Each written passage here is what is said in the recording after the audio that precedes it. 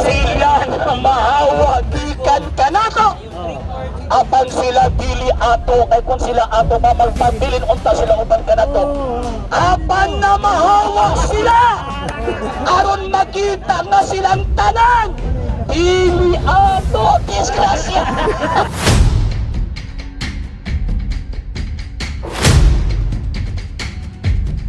Kung pagkatawag ng kamahan ang natawag nga bata nga mao si Jesus, doon dapat sa mga anak sa kalibutan. Pati nagatuo siyang pulong. Gitawag anak. Kinsa man ang una niyang gitawag nga mga anak. Apostoles. Apostoles. Aguban. Makabasa ka na sa Biblia. Kaya gitawag ni Kristo ang mga apostoles niyang Nasa mga si anak. Pedro, si Juan. Sige, sige. Klaro ano ba? Sige. Naay mabasa. Kabata-bata. Sige. Giangkon jud niya ingon si Jesus mga anak sa to pa. O basa. Amahan ni siya. O basa. Apostoles siya katilurungan ra ni nagidad. O basa lagi. Og si Jesus mingon kanila mga anak. Nakakuha ba kamo ikasuwa sila nito ba kanya wala. Gitawagin niya anak apostoles nga katilurungan niya. Kaya sa human sa pagkabanaw ni Jesus, amahan na siya. Kung mao na rason, amahan gyapon di ay Amahan siya. Pwede ko mga Biblia? Bisa ka na inyo ka. Ay, basta. Ipabasa ra. Para istadihan mo na. Istadihan. Ingon sila, Kristiyano na daw sila, basta musunod sila. Buddha sila sa mga ng Kristo, Kristiyano na daw sila. Iyan na daw sila Kristo. Isahon na kung si Kristo mismo tubag. Sige. San Mateo, Kapitulo 7, 21, 23. Yeah. Isahon na to ha. Oh, Dili tanan. 7, 21. Isa ka na. Apel ka na. Anong appeal God? Ay, ako na, ikaw na ang Biblia. Tara. Yun o. Apel ka na. Okay, 7. Apel. 7:21. Basahon na to ah. Okay, yan. 7:21. Dili ang tanan. Nagaingon ka na ko, Ginoo, makasulod sa gingharian sa langit. Kung dili katulaman nagtuman sa kabubuton sa kong amahan nga anaas sa langit. Dagan unya ang magaingon ka na ko, Ginoo, dili ba nagahimo man kami mga propesya tungod sa imong ngalan? Apil na sila. Sunod, tungod sa imong ngalan, nagpagula ka di mga yawa, apil! Apel mo ana. Maghimo ni mga milagro tungod sa imong ngalan, apil na sila. Basta ba ni Kristo? Og unya magaingon ako kanila, wala ko gayud kamo ikay kaila. Tahawa kamo. Kamong mga mamumo. Ganun.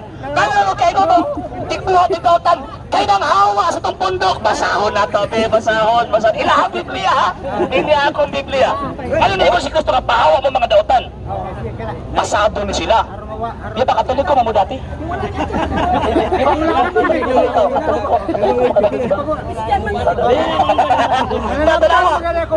Tawag ano? Lagi, so katulig ko lagi dati. Katulig ko.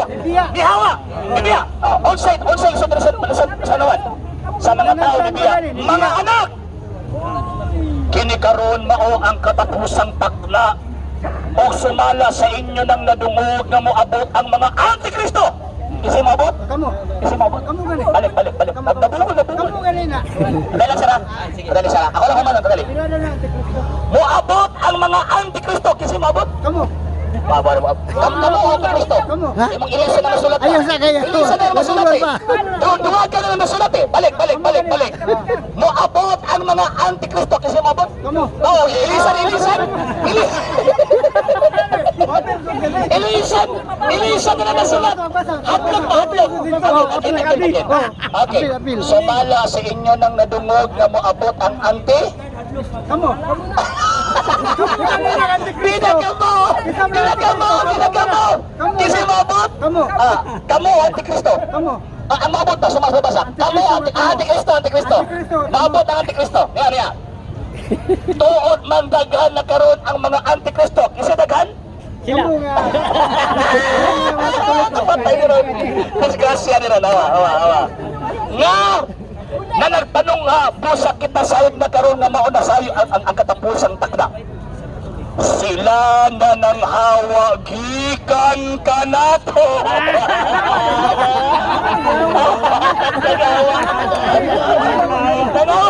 Sunod, apan sila dili ato, kay sila ato na magpabilin unta sila. Uban kanato, apan na mahawa sila.